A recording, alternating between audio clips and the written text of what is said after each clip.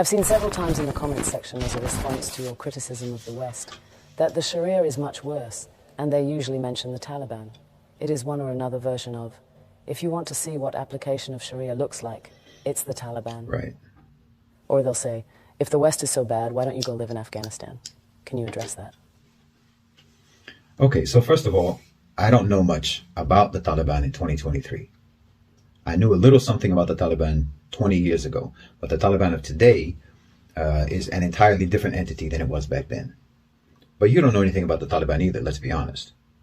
For most Westerners, the Taliban has just become a sort of cartoon villain. It's a caricature. For them, the Taliban is whatever they say it is, and what they say it is everything bad that anyone can possibly be. And no one's supposed to ever question those assumptions. So there's the Taliban that actually exists, and then there's the sort of Western voodoo doll of the Taliban that may or may not bear any actual resemblance to the real thing. And if you try to say anything positive about the Taliban, then they've already set it up in such a way that it means that you're saying something positive about a villain. And if you try to point out the context of Afghanistan being a war zone for half a century and suggest that maybe this context has some relevance to what the Taliban actually is and what they actually do, then you're portrayed as just making excuses for their villainy. I mean, Western narratives are typically incredibly hostile towards context, because propaganda is hostile towards context. Context undermines simplification. It shows a subject from too many angles, and narratives only want one angle to be shown. It's like that story about the blind men and the elephant, each one of them holding a different part of the elephant and describing a different animal, how they thought it looked. Mainstream discourse wants everyone to think that an elephant is the shape of a tree trunk or a snake. They never want you to see the full picture. So what we know from their own statements is that the Taliban has closed schools for girls in most of the provinces in Afghanistan. So when you already have the villain narrative in your head, something like this just serves as a confirmation that the Taliban is, oppressive and evil. Never mind that education in Afghanistan has been run under the auspices of American NGOs and American programs for the last 20 years. And they're teaching a curriculum that many Americans themselves don't want in their schools. And because of that type of curriculum, many Americans take their kids out of schools and teach them at home instead. So it could be argued that the Taliban is not prohibiting education for girls, but miseducation for girls.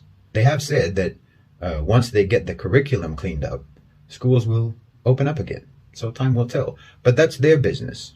You and I don't know what challenges a government faces when they've been in a constant state of war and famine and deprivation and misery for 50 years.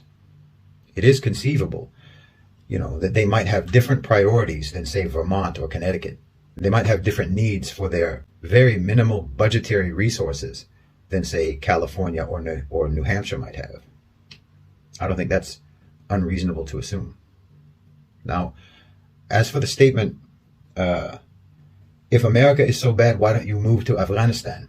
I mean, why would you want me to go to Afghanistan except to make me even more acutely aware of how unjust and how barbaric the U.S. and the West have been? Afghanistan is the poster child of American brutality.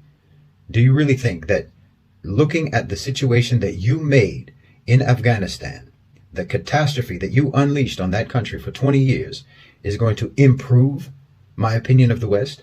That's like telling me to drink the water in Flint, Michigan, if I think that corporate corruption is bad. If I think torture is so bad, then why don't I go talk to torture victims? That doesn't make any sense. You should be telling me to go to some country, that America has actually made better and more livable through their intervention, not worse. But I guess we both know that you can't do that. Now, as far as the Taliban being what the application of the Sharia looks like, I already know what the application of the Sharia looks like because I'm a Muslim. So it looks like my life. It looks like the life of every Muslim that I know, because we all apply the Sharia in our lives as best we can. So no, I don't have to look at the Taliban or at ISIS or some other, so-called Islamic government or so-called Islamic state to know what it looks like to live under the Sharia, because I live under the Sharia. I live under it every day, like a billion other Muslims in the world, with or without state enforcement, by choice, because it is the superior way to live your life. Think about that. The way of life that you're terrified of, the way of life that you demonize, the way of life that you tell yourself is oppressive. 1 billion people in the world choose to follow it. But you want to point to the Taliban as the only example of life under the Sharia. People are voluntarily living under the Sharia all over the world, self-enforced. You don't have to look at Afghanistan to see them. They're everywhere, and they're hard to miss. They're the people who are not walking around in public half naked. They're the people who are not getting drunk, who are not getting high. They're the people who do their jobs conscientiously. The people who keep their word, who mind their own business and take care of their families. They're the kind of people who actually are today what you like to imagine your forefathers were like before the liberal moral relativism ran amok in your societies. They're serious people, people who actually care about being fair and just and honest and charitable, people who actually think about Judgment Day and being accountable for their actions and their behavior. They're people who live by a level of self-discipline that you would think is impossible. So you can't miss them. If you want to see people living under Sharia, we're everywhere. And us being everywhere makes the world that much more sane, that much more ethical, that much more principled, that much more moral. Wherever there are people living under the Sharia by their own choice, it does nothing but make that a better place to live, a safer place to live, a more decent place to live. And if that scares you, if you're scared of a community of people because they are living morally, living decently, living principled lives, well, only a real villain would be scared of that. Only a villain would be disturbed by that. That would disturb an immoral person. So when you point at the Taliban, it just tells me what you don't want to see all around you, what you don't want to acknowledge as the actual Islam lived everywhere in the world. And because you've already named the Taliban as villains, you want to say that they represent Islam exclusively, the correct Islam, instead of the billion Muslims in the world who are more moral and more disciplined and more decent than you. No, the Taliban represents a government that's trying to rule over the war-torn rubble of their country with horribly limited resources and continued international hostility and interference. That's what the Taliban is. That's what you see when you look at them. But what the Sharia is, you can see that in any good practicing Muslim anywhere in the world. But it'll make you look bad if you just come right out and say that you don't like Muslims, you don't like Islam, you don't like the Sharia, because those are people who are always praying, who are always remembering God, who are always giving charity, who dress modestly, who don't go to bars and clubs and sleep around. You don't like them because they're people with conservative values, who take morality seriously, who love God. That'll make you look bad. So you have to redefine all of that as oppression to make your opposition to morality look like a moral stance. And you have to pretend that we are against freedom because we exercise freedom responsibly and in a principled manner.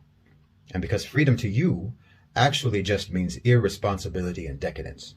And again, this is why kuffar, because it's lying, it's changing words for other words, mischaracterizing things to obscure reality.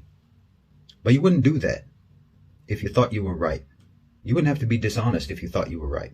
You wouldn't have to use deceitful language to make immoral things sound moral if you didn't know on some level that you're wrong. Shaitan taught you this because that's how he pitches it to you. He makes the evil seem good because human beings want to be good and they don't want to be evil in their heart of hearts. So Shaitan, redefines immorality as morality and then you run with it. But you're wrong. And that's really why Muslims make you so uncomfortable. And why you have to talk about the Taliban and all that. To convince yourself that Shaitan's propaganda is true. So you can rationalize your disobedience to God as a good thing. Rationalize the moral decay of your societies as a virtuous thing. It's a breathtaking level of dishonesty. And it's going to let you down. It is letting you down. And it is by far the most oppressive way to live your life. Because ultimately, immorality and irresponsibility and selfishness are truly tyrannical and damaging. And the moral discipline that Muslims live by, the Sharia, is liberating and empowering. So you have to call what we follow oppressive, just to keep yourself from facing the oppression that you're actually under.